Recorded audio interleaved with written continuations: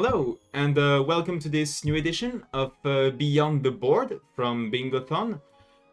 This time, our guest here is Swiffy, so would you like to introduce yourself?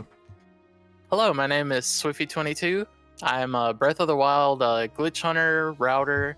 I've helped out the community, been there since the game released, and I just try to help people get into the game, try to help people learn new tricks, and push the game forward just a little bit more every time. I've never been that much into the Zelda series, but I have been following speedrunning scenes since before even Twitch was a thing. I was watching like development of stuff with SM64 back in like 2009. It's just I've watched speedrunning for a long time now. Breath of the Wild is really my first time being involved in any bingos. Breath of the Wild was one of those games, like I really enjoyed Skyrim.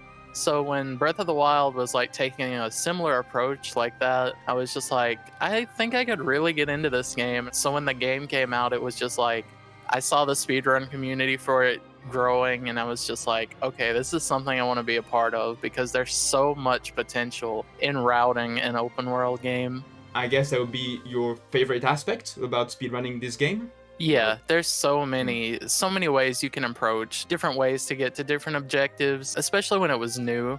It's just like there are so many options for trying to figure out the optimal way to do things. And it's just, I mean, even now, almost 3 years later, 4 years later, we're still finding new things all the time. It's been such a nice experience. When you think about Breath of the Wild bingos, what do you think would make the card engaging? What kind of goals do you think would make it fun for you?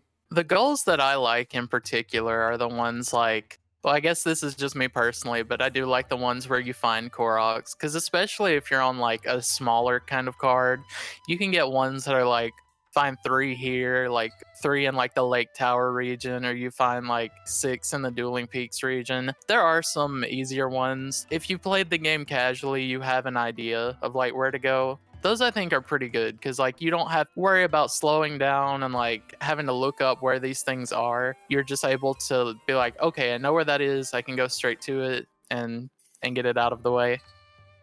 Yeah, I think that really brings up the topic of how important game knowledge is. Like, what do you think about that? I do think that there is a bit of a barrier for entry when it comes to Breath of the Wild bingo, and it is kind of hard to like try to lower that barrier of entry just with the fact that it is an open world game. So it's like either we'd have to cut down on the amount of different things, but we like having the variety because I mean that makes bingo a bingo. But like we have documents and we also have like other resources that would help a new person. Most of the knowledge though just comes from experience. Something that I think is always exciting to talk about when speaking of Breath of the Wild is movement tech. So for you, what would be your opinion regarding indeed that movement tech in Breath of the Wild bingos? Movement tech is definitely a big part. Obviously, your game knowledge and like your ability to route on the fly, they're going to be like your big support for doing a bingo, but also getting familiar, especially with like wind bombs. Those are going to be a big thing that can help you. Back in the day when this bingo card was first made, pretty much the thing you would do is you would run around plateau a little bit. You'd pick up like some arrow, bow, shield, get some food to heal a little bit, but then you'd hop off plateau and grab a horse right away. But with wind bombs, there's just no point in getting a horse anymore, but that's added a new element. Every time that you do a wind bomb, you lose a heart. So bingos have actually become this big health management kind of thing where it's not only your routing and like focusing on the objectives, but now you have to also focus on like your health and like constantly watch it and make sure you have the resources to get around. BTBs, they are used by some runners especially. They're just so precise to set up that usually you don't want to just try to wing a BTB. It's like we usually say, it's easy to get a BTB, it's hard to get a BTB in the direction that you want. So yeah, wind bombs and health management are a big thing, and wind bombs have their own quirks where like you try to aim in certain directions that don't want to work, or you have to adjust your timing a little bit. So it gives people who run the game a good opportunity to like just aiming on the fly and then doing certain timings, and it helps them learn. It helps them learn through doing that. Something that I always found interesting about Breath of the Wild bingos is that I believe, yeah, there's 3 variants about it. There's the short card, the normal card, and the long card. And so I'm curious about how the balancing for such goals work. So what do you think about those? The balancing is really interesting to me. I don't really know what's going on like behind the scenes because I wasn't really part of the development of the bingo card. But our bingo card was made, I think, by someone named Blost. And he's really the one that like put all the work, and it's the bingo card that we still use today. It really hasn't even been touched because it's just so good. There's so many different things you can get from that one card. But from what I understand, at least from my experience with bingos, there's like a weighted system where it's like all of these objectives are like in the same pool together. And depending on if you choose a short card, it's going to weigh towards like these are objectives you can do pretty fast. Like you can hop off plateau and get 6 Koroks in the Dueling Peaks area really quickly. Some of those are like weighted more towards the normal. So you'll have normal objectives that are like 13 shrines. You wouldn't see something like that on a short card. And then you have the long cards, which I haven't seen a lot of these. I haven't even done one of these myself, but these have a lot where it's like you have to collect 50 Koroks. Activate 7 towers is another one. It's just like that's half the towers on the map. So there's some pretty long ones here, and there's some that are like locked behind other quests. So it's pretty interesting. And there's like a weighted system here where like no one thing is like in a specific pool, but they all share the same pool. Let's say that there was a rebalancing being done today. Would you think that these goals might actually change in terms of variance? Because for instance, now that we've got a lot more speed tech, for instance, I reckon that activating 7 towers would be a lot quicker now than it was back when the card was created. Even now, with all the movement tech we do have, if you're doing a short card, it's still going to be like 30 to 40 minutes long. As far as like the ones that I think would need balancing, we do have a lot of quests that rely on the camera. Sometimes you get a quest that is like get 3 of the picture memories, which you need to get the camera and then talk to Impa for. There's like get pictures for the compendium, which involves the same thing, needing the camera to take the pictures. I do feel like it comes up really often, especially when you're doing like blackout bingos. There's always going to be at least like one thing that's like, okay, go get the camera. But overall, the cards are like really good. They were really well designed when they made them. I could you do a reminder actually of the requirements you even need to get through before you can even get the camera? So the first thing you have to do is you go to Kakariko, talk to Impa. I believe you have to talk to her twice. Then you go to Hateno, you have to pick up a torch or something somewhere and get this blue flame from a furnace, light the furnace, and then you talk to Pura inside. And she goes through this whole dialogue, and like you go through this little thing where there's like the thing trickling down on the Sheikah slate. So you get the camera, and then you have to take a picture of her, talk to her again. It's just like a whole long thing. So once you do that, you're able to take pictures for the compendium.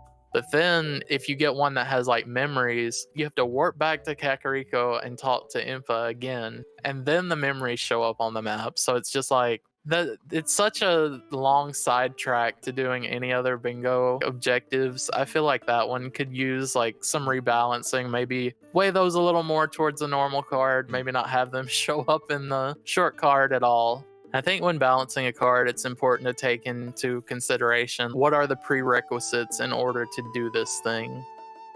When you start a game of bingo, how does your thought process go when you plan the route initially, considering how important routing is in bingos, as we've said? I think the first thing that really sticks out to me is like I'll take a look over the board. Of course, pretty much anyone who's got experience with bingos in Breath of the Wild is like they have their own plateau route. But while I'm doing all that, I'll try to do that pretty quickly. And there's moments in there, especially when I'm like opening the chest to get the bow, where I'm thinking like I'll look over at the card, and the first thing I'm trying to identify is like which one takes the longest. Which one is the furthest from plateau, and I kind of work my way inward. So it's like, okay, if I'm having to go to Rito Village, are there any Koroks that I can pick up on the way over there? Are there any like in the Tabantha Tower region? Are there any in like the Ridgeland Tower region? If I don't see anything like that that's on the way, I think, okay, I should probably try going to a different corner of the map. At that point, it's like I'm thinking of prerequisites, so it's like, okay, the memories are easy, have to get the camera first though, so I'd have to backtrack. I think your approach to routing is really important. So is there any other aspects that people usually do not take that much into account when routing their bingos in Breath of the Wild that you think is worth bringing up? I think, like I said, health management is probably the key one now because of wind bombs being such an efficient way to move around. Wind bombs have helped a little bit with a bigger problem though, and I'd say the biggest problem with trying to route around the game is terrain. Because it's not enough to just like pull up a map and try to find like which points are like closest together. Because I mean, you can do that to get an idea of like, okay, this is here and this is here and this is here. But oftentimes, just the way that Breath of the Wild is designed, you're going to have some sort of terrain that's going to impede you going from one way to another. Being familiar with the terrain, health management, yeah, I would say that that's probably like the two biggest things to get familiar with routing wise. Then I was wondering about what you thought perhaps about any kind of benefits perhaps that these kind of runners, like any percent or any similar categories, like how much they would benefit from doing bingos. Like you already mentioned, for instance, that this could serve as good practice for wind bombs, for example. Yeah. Is there anything else you can think of that you think would be beneficial? I think it's more of like a soft skill, but I think playing bingos naturally just gets you more curious about the game. Part of the thing that is so special about Breath of the Wild is just being like curious about saying, oh, this thing is here. I didn't know this was here before. I've heard that from like so many people who are just like, they just run any percent, they just grind any percent runs, and then they play bingos, and it's just like they learn so much, and it's just like it's not even stuff that would be relevant to a speed run. In particular, there was a blackout bingo that I did, and I was 100 rupees short of buying the Gerudo clothes. I did not take a moment to look at the map or anything, trying to figure out where I could find rupees. I used my Magnesis rune, and I looked into a pond, and I saw a chest, and I'm just like, I'm gonna go for this and figure out what is in here. I open it, there's 100 rupees. It's like exactly how much I needed. And it's just, there's something special in that. It's like bingos kind of bring you back to that natural curiosity you have when you're first playing Breath of the Wild for the first time. But just finding that curiosity in the game again can push you even further. How do you think the community can further support bingos?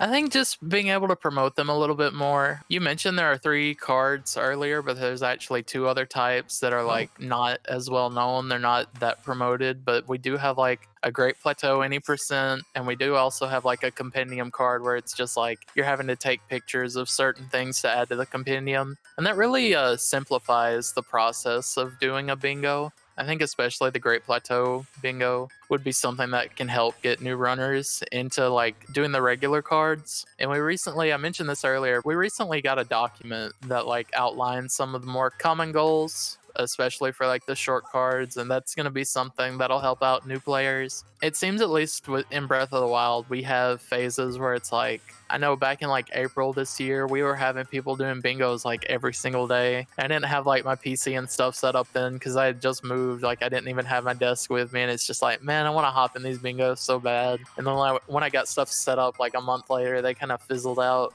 But they've been on like a resurgence recently, like the past month or so. People have just been doing bingos at least like every weekend. So I think just playing them more, trying to keep interest in them could go a long way. Keep playing and help new people, just like you would with people getting into speedruns. Is there any advice you'd like to tell anyone who would be interested in getting started with bingos? Is there anything you'd like to advise them? Yeah, the main thing is just come over to the Discord. We have a bingo channel there, so you can just hop into the Discord, and in our pinned messages, like I have recently pinned some new things. Like I actually pinned your old video recently because I don't think it had been pinned yet. It's like how to make a bingo file. Oh yeah, that old Yeah. video. We have like the document that I was talking about earlier that'll help you. Like I know the first page on it is like what materials turn into what dye color for like the different armors that you'll have come up in the bingo card. But in particular, we have like an object map where it's like you pull it up, there's a search bar, you can type in anything you want in there, it'll pull it up. But yeah, join the Discord, take a look at the pins, ask for help in the bingo channel. We can help you get started. So yeah, we are getting to the end. Now, is there any final message you'd like to say?